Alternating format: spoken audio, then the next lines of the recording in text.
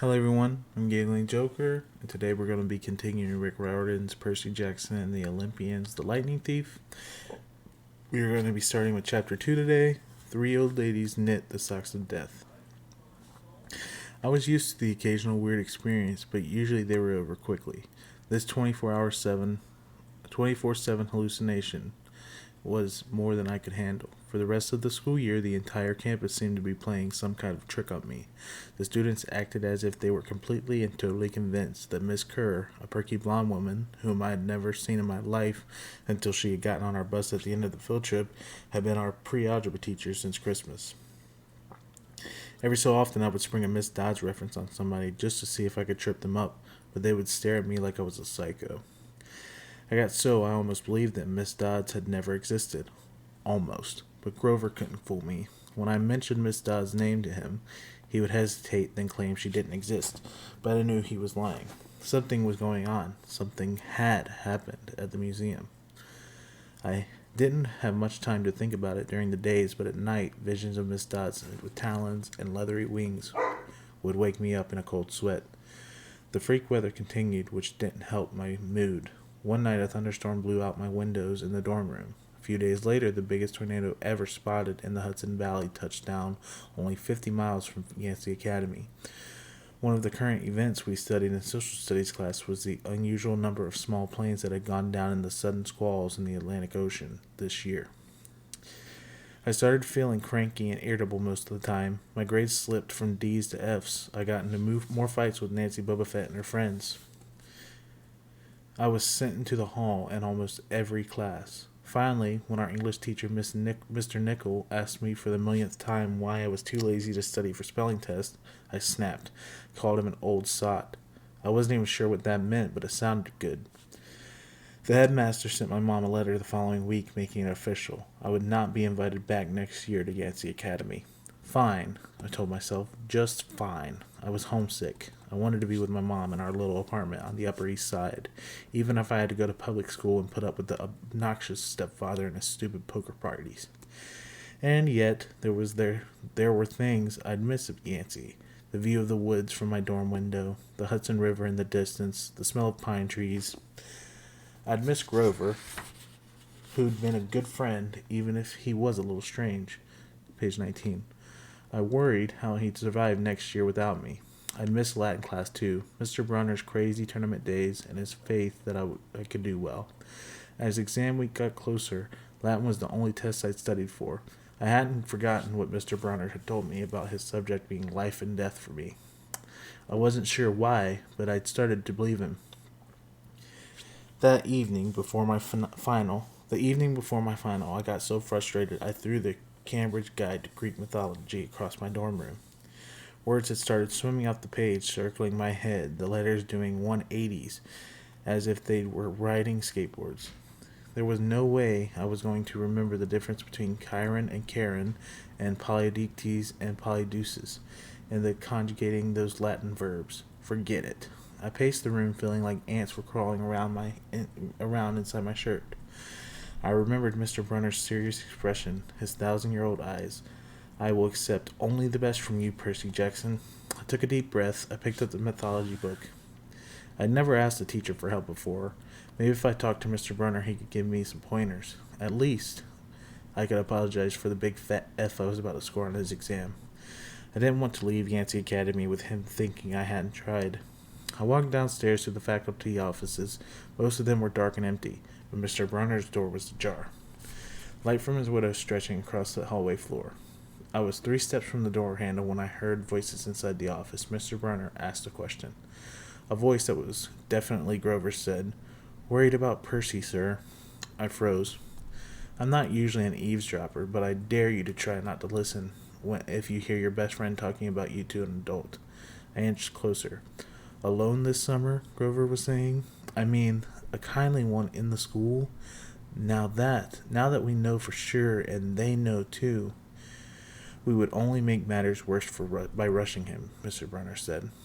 "We need the boy to mature more, but he may not have time, the summer solstice deadline. Will have to be resolved without him, Grover. Let him enjoy his ignorance while he still can." "Sir, he saw her." His imagination, Mr. Brunner insisted. The mist over the students and staff will be enough to convince him of that. Sir, I can't fail on my duties again. Grover's voice was choked with emotion. You know what that would mean. You haven't failed, Grover, Mr. Brunner had said kindly. I should have seen her for what she was. Now let's just worry about keeping Percy alive until next fall. Page 11. Or page 21. The mythology book dropped out of my hand and hit the floor with a thud. Mr. Brunner went silent, my heart hammering. I picked up the book and backed down the hall. A shadow slid across the lighted glass of Brunner's office door. The shadow of something much taller than my wheelchair-bound teacher, holding something that looked like suspiciously like an archer's bow. Opened the nearest door and slid inside. A few seconds later, I heard a slow clop, clop, clop, clop, like muffled wood blocks, then a sound like an animal snuffling right outside my door. A large dark shape paused in front of the glass and moved on. A bead of sweat trickled down my neck. Somewhere in the hallway, Mr. Brunner spoke, nodding. He murmured, My nerves haven't been right since the winter solstice. Mine neither, Grover said, but I could have sworn. Go back to the dorm, Mr. Brunner told him. You've got a long day of exams tomorrow. Don't remind me. The lights went out in Mr. Brunner's office. I waited in the dark for what seemed like forever. Finally, I slipped out into the hallway and made my way back up to the dorm. Grover was lying in his bed studying his Latin exam notes like he'd been there all night. Hey, he said, bleary-eyed.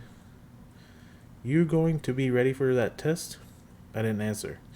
You look awful, he frowned. Is everything okay? Just tired. I turned so he couldn't read my expression and started getting ready for bed. I didn't understand what I'd heard downstairs. I wanted to believe I imagined the whole thing. But one thing was clear. Grover and Mr. Brunner were talking about me behind my back. They thought I was in some kind of danger. The next afternoon, I was leaving the 3-hour Latin exam, my eyes swimming with all the Greek and Roman names I had misspelled.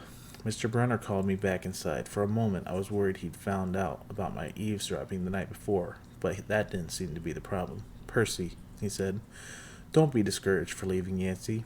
It's for the best. His tone was kind, but the words still embarrassed me. Even though he was speaking quietly, the other kids finishing the test could hear. Nancy Boba Fett smirked at me and made sarcastic little kissing motions with her lips. I mumbled, Okay, sir. Mr. Brunner wheeled his chair back and forth like he wasn't sure what to say. This isn't the right place for you. It was only a matter of time. Page 23. My eyes stung. Here was my favorite teacher in front of the class telling me I couldn't handle it. After saying he believed in me all year, now he was telling me I was destined to get kicked out. Right. I trembled. No, Mr. Brunner said. Oh, confound it all. What I'm trying to say, you're not normal, Percy. That's nothing to be... Thanks, I blurted. Thanks a lot, sir, for reminding me. Percy. But I was already gone. On the last day of the term, I shoved my clothes into my suitcase. The other guys were joking around, talking about their vacation plans. One of them was going on a hiking trip in Switzerland. Another was cruising the Caribbean for a month. They were juvenile delinquents like me, but they were rich juvenile delinquents. Their daddies were executives and ambassadors and celebrities.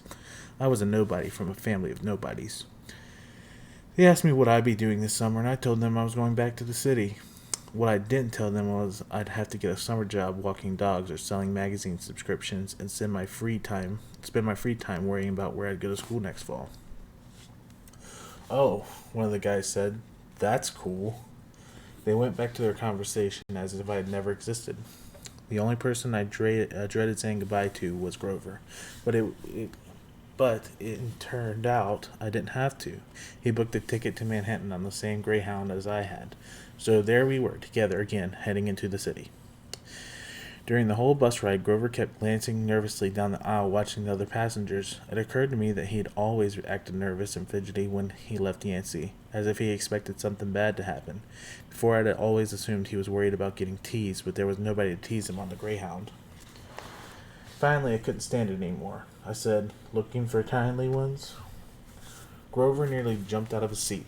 What did you mean? I confessed about eavesdropping on him and Mr. Brunner the night before the exam. Grover's eyes twitched. How much did you hear? Oh, not much. What's the summer solstice deadline? He winced. Look, Percy, I was just worried about you, see?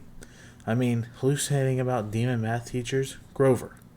And I was telling Mr. Brennan that maybe you were overstressed or something because there was no such person as Miss Dodds. And page 25. Grover, you're a really, really bad liar.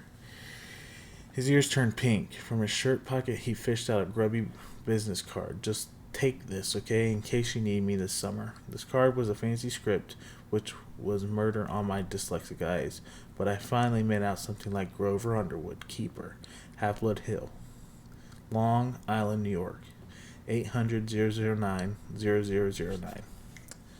What's half? Don't say it aloud, he yelled. That's my, summer address. My heart sank. Grover had a summer home. I never considered that his family might be as rich as the others at Yancey. Okay, I said glumly. So, like, if I want to come visit your mansion? He nodded. Or if you need me. Why would I need you? It came out harsher than I meant it to. Grover blushed right down to his Adam's apple. Look, Percy, the truth is, I kind of have to protect you. I stared at him. All year long, I'd gotten into fights keeping bullies away from him. I'd lost sleep worrying that he'd get beaten up next year without me. And here he was, acting like he was the one who defended me. Grover, I said, what exactly are you protecting me from? There was a huge grinding noise under our feet. Black smoke poured from the dashboard and the whole bus filled with a smell like rotten eggs. Driver cursed and limped the Greyhound over to the side of the highway. After a few minutes clanking around in the engine compartment, the driver announced that we'd all have to get off. Grover and I filed outside with everybody else.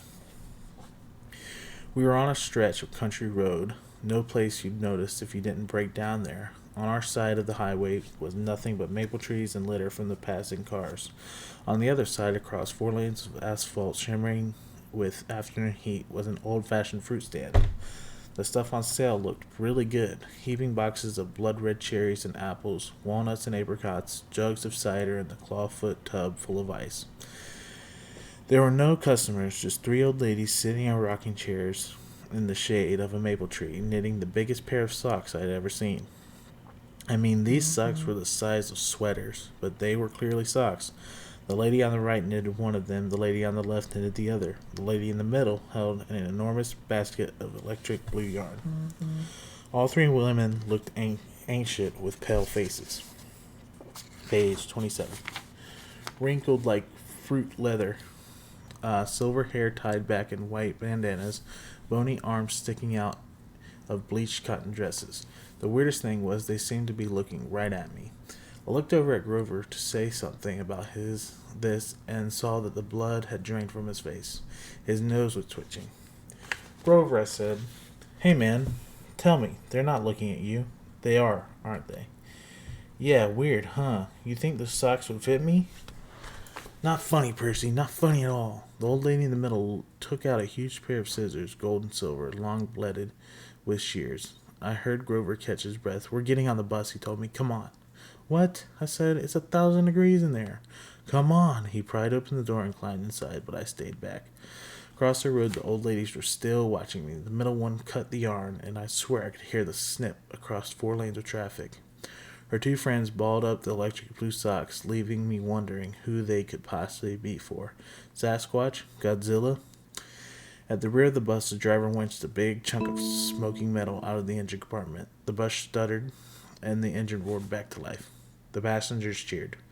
Darn right, yelled the driver. He slapped the bus with his hat. Everybody back on board. Once we got going, I started feeling feverish, as if I'd caught the flu. Grover didn't look much better. He was shivering, and his teeth were chattering. Grover. Yeah? What are you not telling me? He dabbed his forehead with the shirt sleeve. Percy, what did you see back at the fruit stand? You mean the old ladies? What is it about them, man? They're not like Miss Dodds, are they?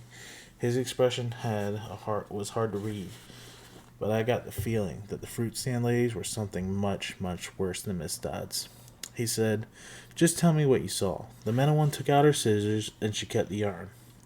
He closed his eyes and made a gesture with his fingers that might have been crossing himself. But it wasn't. It was something else, something almost older. He said, "You saw her snip the cord?" "Yeah, so?" But even as I said it, I knew it was a big deal. "This is not happening," Grover mumbled. He started chewing on his thumb. "I don't want this to be like the last time." "What last time?" Page 29. "Always 6th grade. Never get past 6th. "Grover," I said, because he was really starting to scare me. "What are you talking about?" "Let me walk you home from the bus station. Promise me?" This seemed like a strange request to me, but I promised he could. "Is this like a superstition or something?" I asked. No answer. "Grover, that's snipping in the yarn. Does that mean that somebody's going to die?" He looked at me mournful, like he was already picking out the kind of flowers I'd like best for my coffin. Alright guys, that is chapter 2. Hope you'll join me tomorrow for chapter 3. Hope you have a great night.